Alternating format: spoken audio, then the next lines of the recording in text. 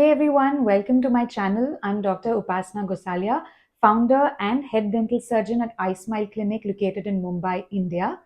For those of you who are new to my channel, welcome. My channel is dedicated to addressing a lot of common everyday issues and health queries that we all have. So please do subscribe to my channel. We help and we focus on answering all those questions and helping you be the best healthy version of yourself. And today's video is going to be about teeth whitening. This has been requested by one of our viewers. In fact, I've been getting a lot of queries when it comes to teeth whitening. So I thought, yes, why not make today's video on that?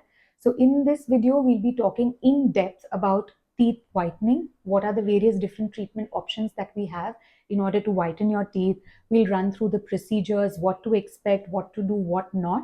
And also, most importantly, I'm going to be talking about who are not the ideal candidates for teeth whitening or who should not be getting it done. So do watch the video till the very end because that's going to be our last segment.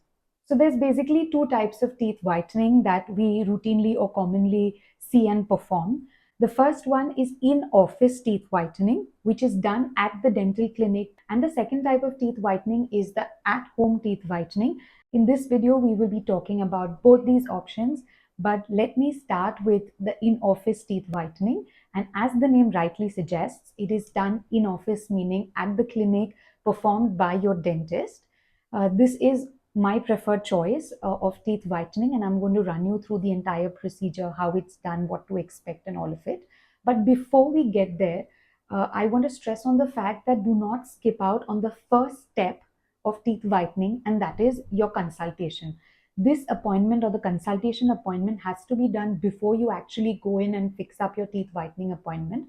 This is mandatory and it's very, very important because it is essential for your dentist to check you, to see you, what your concerns are, to actually address them and explain to you which is the best whitening treatment option for you. Firstly, also, like I said, a lot of times when patients want whitening but they're not ideal or suitable candidates, so we have to kind of make them aware of why not to opt in for it. And also sometimes it's necessary that you discuss with your dentist what to expect after whitening, how many shades lighter you want to get, and what all is the post-treatment care. So it's important that you make that first consultation visit with your dentist. Do not skip on that. That is vital. After the consultation, most likely your dentist will also suggest that you go through a round of teeth cleaning. See, we must understand that any kind of dental whitening, teeth whitening that we're doing, it essentially uses some form of gels or whitening agents and substances. These are applied onto surfaces of your teeth. Now, if your teeth are full of dirt, they have plaque, tartar covered all over onto it, these gels will not be able to seep in and penetrate into the enamel, give you that desired clean and white effect. So it is essential that you go in for a round of teeth cleaning. Now, this cleaning can be either on the same day itself as your consultation and your teeth whitening, or sometimes the dentist may also choose to do it like say a few days prior. The next thing that your dentist is going to do is prep you up for this whitening procedure. The preparation basically will start with your dentist firstly applying some vitamin E gel or some lubricant gel onto your lips so that they do not tear or crack up, because you have to keep your mouth open for a very long period of time. So that's the first prep. Secondly, after the vitamin E has been applied, your dentist will use something which is called as a cheek retractor or a mouth guard, and it will be placed inside and your lips and cheeks will be parted a bit.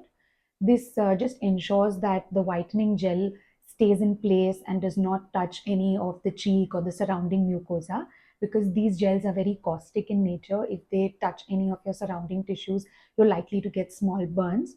Not something which will not heal. Obviously, it's reversible, healable, but then precautions, obviously, it's better to be safe than sorry. So we go through this extra, procedure and safety in order to make sure that everything is in the right place and you don't have any side effects. After that prop is in place, we also ensure that the mouth is absolutely dry.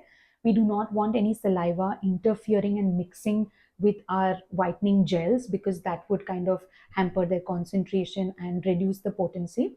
So in order to keep the mouth dry, dentists will use cotton rolls, buckle cheek pads, gauze pieces. It'll be all stuck in the cheek in order to ensure that it's absolutely dry. After this is done, you will also be given some protective eyewear. This step is an absolute must, and I do not see a single patient of teeth whitening without, them having their protective eyewear on, because some lights that we use while the procedure, they are harmful to the eye, and we want to protect your eyes. So yes, a protective eyewear is must. And lastly, there will be a gingival barrier or a gingival dam that is applied onto all the gums just below your teeth where your gums start. The entire area will be covered with this gingival barrier. This barrier basically plays the role of, like it says, it's a barrier. So when you're applying the gel onto your teeth, we want to make sure that the gel stays only and only on the tooth surface and does not flow out into the surrounding areas like your gums and your lips. And thus, we place the gum barrier in order to keep the gel in its desired place and not give your gums any reaction or any side effect. Okay, so now all the preparation is done, the gum barrier, cheek retractor, all of that is in place, and it's now time to whiten your teeth. So, teeth whitening gels are basically placed, they're either hand mixed depending on company specifications. Some companies prefer pre-mix, some companies prefer fresh hand mixed. So, that will be done by your dentist according to what brand they choose to use. And then that gel will be placed onto the surfaces of your teeth using some specialized tips and delivery systems. Once that gel has been placed and spread out evenly onto all the surfaces, this gel has to stay onto the teeth for at least 10 to maximum say 20 minutes, again depending on the company and the brand that your dentist chooses to use. In this period of time, sometimes we also need to use external lights. It could be in the form of laser lights if you've opted for the special system which is called as zoom whitening. It uses this specialized light which activates this gel which is being used. Gels basically have some form of an activator. Now, this activator, either it could be self-activated wherein it doesn't need any light source, or like in I said in terms of zoom, it could require that special light activated reaction. So then we have to use in this specialized light system which will be placed and clipped onto your gum retractor. And once the stipulated or the desired time period with the light and the gel is done, this entire gel will be removed, washed off, or maybe just cleaned out using a cotton. And then you can have a look into the mirror, decide, discuss if you're happy with the results, or you still want to go, say, a shade or two lighter. And if you do choose to go lighter than what you have already achieved, then of course a second coat or a third coat also might be required as and when, like depending on your expectations. A lot of you might be having this question like, okay, doc, we've understood how they do this procedure, what is whitening all about, but how do these gels actually whiten teeth? Like, what is it in them which is making all this whitening reaction happen? So it's a very, very simple, basic chemical reaction, I would say. The whitening gels that we use, they have a high concentration of a chemical called as carbamide peroxide, which further produces hydrogen peroxide. And as we know, hydrogen peroxide releases nascent oxygen. This nascent oxygen is actually and truly speaking the one which is whitening your teeth. So this entire reaction is basically activated, like I said, by some self-activating agents when you mix or hand mix, or like in terms of zoom, it could be activated with the help of a light. And when this nascent oxygen is released, it penetrates via your enamel into the tooth, and it literally, removes all those dirt, substances, tooth staining materials, and it draws it out along with it. So that's how this entire idea of tooth whitening works. It's a very, very beautiful technique, and the results also last really long if you're not somebody who's addicted to any food staining products or say smoking and all of that.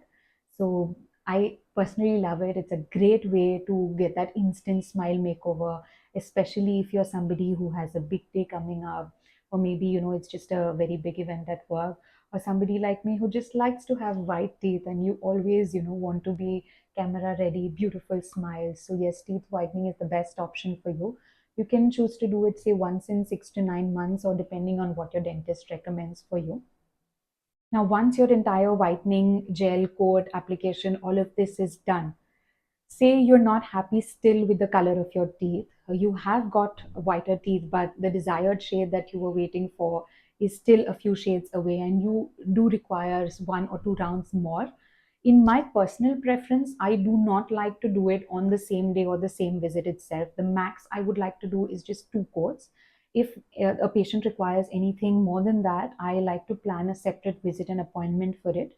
The reason being that patients, they do tend to have a little bit of hypersensitivity issues post teeth whitening.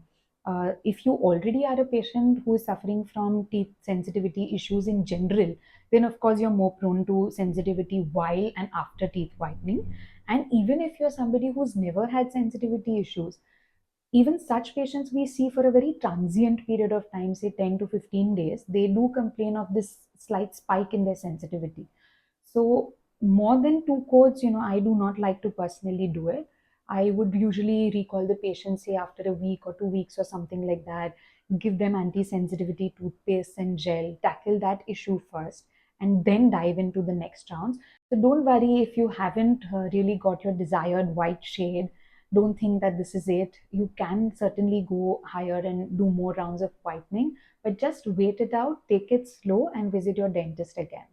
So now, after all of this and whitening rounds are over, a very important step which comes into the picture is post-treatment care. Your dentist will suggest you how to take care of your teeth, how to brush, all of that, and most importantly, give you some anti-sensitivity gels and toothpaste, especially if you are somebody who is prone to it. And lastly, and most importantly, we'll advise you what food to stay away from. Of course, if you can stay away from smoking and tobacco for a few days, nothing like it. But the first 48 to 72 hours, I generally even advise my patients to stay away from highly food, like staining foodstuffs like, say, turmeric or red wine or black coffee, and so many other things, where we feel that even confectionery items wherein food colors might be used. So these items, it is best to stay away from for at least 2 to 3 days, because we want to hold on to that color, and initially your teeth are a little prone to staining freshly out of whitening. So just take care for a few days, and this will just make sure that the results are long lasting and you can enjoy your beautiful smile for longer. And also, some dentists choose to give you like a home whitening maintenance kit. This is nothing but what we are going to be talking about now in the next segment, as we call it as at-home teeth whitening gels. So sometimes, as a maintenance therapy or a maintenance phase, dentists prefer and they give you like these gels and trays which you can use after a month's time for a few weeks. I'll be explaining all of that in this next segment, but that is nothing but your maintenance phase or maintenance therapy. And this is all which falls under post treatment care. So, yes, that's all I have to talk about in office or in clinic teeth whitening. And we now have to move to our next segment where we're going to be talking about at home teeth whitening. So, like the name suggests, again, this is something which you do at home by yourself without the need to be supervised by a dental professional. So this again, the funda, or I would say the basic concept, still remains the same, wherein whitening gels are used, carbamide peroxide based gels are used, but just that the delivery system is going to be different. So when you're doing it at home by yourself, there will be some specialized trays which will be made, which are custom fit and custom made for every patient. We first take measurements, and then based on those measurements, we make in these customized trays, and then we hand out these teeth whitening gels which you have to pour onto the tray and wear those trays or wear that whitening tray in your mouth every night for the period of time that has been advised by your dentist. Most likely 2 to 3 weeks is what we are looking at. Now, we need to understand one very basic concept over here. Uh, these gels that we use for whitening, they are caustic. Okay, we took so much care, right? Initially, as you heard in the in-office system, wherein we are using all these props, we're using the gum barrier, all of that. Why? In order to keep your gel away from any flowing into any adjacent areas and gums and mouth. So how come now that we're allowing you to do this at home? It's a very simple idea. The concentration of the gel that we are using in these at-home bleaching trays is very, very low, I would say substantially low, and thus it's a very slow process. What you achieve in 10 to 15 minutes with a highly concentrated gel in a dental clinic is something which you will take weeks to achieve with your at-home technique. And frankly, in my experience, to be honest, I haven't even seen results which are at par. The in-office teeth whitening is way, way better than its at-home counterpart. And it's just so much more easier, convenient, more reliable and predictable, because you know for sure that you're going to achieve that result. You do not have to actually worry or wait in anxiety like after 2 weeks are you going to get the result or no, especially if you're planning it before a big day or an event. When you know that you have to achieve the result, you might as well opt in and choose the in clinic or the in office one. At home, I would say, is good for those people who are, say, just trying it out for the first time for the fun of it, or maybe as a maintenance therapy, like I said earlier, after getting your in office, say a few months later, if you just want to give it a quick touch up and stuff like that, then yes, you may quickly give that at home bleaching a try. But in my opinion, like I would any day prefer the in office one as compared to the at home one. So now that we've spoken all about teeth whitening, how it's done, what are the different types of it, all of that, we come into the last segment of our video, and I would say the most important, because here I'm going to be discussing who are those people and patients who are not suited for teeth whitening, which patients should not opt for it. It is very important to know this. No matter how much you want to get your teeth whitened, if you are not suited for it and if it's going to impact you badly, then I think you should not choose it. So let's quickly go ahead and discuss what these three, four types of patients are. Firstly, I would say patients who have obviously crowns and bridges, or even dental veneers. So if your teeth are covered with an artificial substance like ceramic in terms of caps, veneers, you need to understand that we cannot bleach it. Teeth whitening works only and only on natural tooth structure and tooth enamel. So say you got your caps and veneers done, but for whatever reason you're not happy with the color of it, and suddenly you choose and you're thinking like, let me just go in for that round of teeth whitening. I'm going to get my teeth and veneers whiter.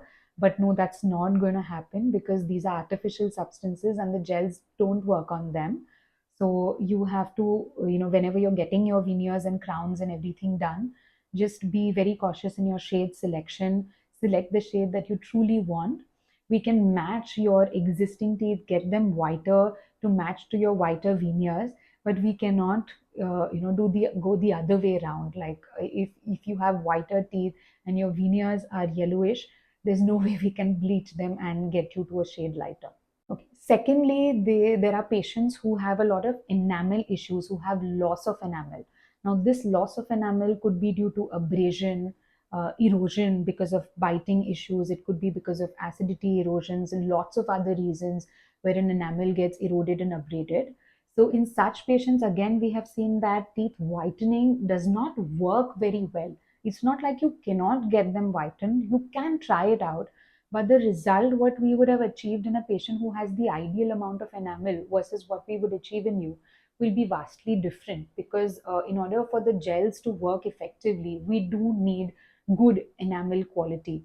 So if you have, say, fluorosis, okay, dental fluorosis, pitted enamel, stuff like that, then teeth whitening is not going to work for you. It's best that as I said earlier, get that consultation done with your dentist, discuss those options with them. Because in such situations, especially patients with fluorosis, the teeth whitening is not an option. We have to consider some cosmetic procedures, say like direct veneers, indirect veneers, or even caps and bridges sometimes. And lastly, patients who are suffering from hypersensitivity issues. Now, see, in my opinion, it's not like these patients cannot go in for teeth whitening, or this is contraindicated in them. No, it's not the case. But if I were to personally plan and put things in a chronological order, I would first want the patient to get themselves treated for their sensitivity issues, and get that thing sorted first before actually diving into the teeth whitening. and the teeth whitening only makes things worse and more difficult to treat later on. So then first tackle your sensitivity, maybe take a month or two's time, and then once that is sorted, come back for your teeth whitening. But yes, important to discuss things out before you dive into and select yourself for teeth whitening. So, if any of you fall in these three categories, wide categories, then remember your consultation visit is very important for you. Talk it out, weigh your options wisely, and then take a decision. And still, or to all of you who would still want to get your teeth whitened, please let me know how it went, because I love to hear from you guys. If you have already got it done in the past, or maybe after this video, I've inspired you to get your first round of teeth whitening, who knows? Then please do let me know in the comments below, because I really love to hear from you guys. And if there are any questions that you all have, be it on general health or oral health, then please do leave them in the comments below, because I love answering them. And as I say always, stay healthy and keep smiling.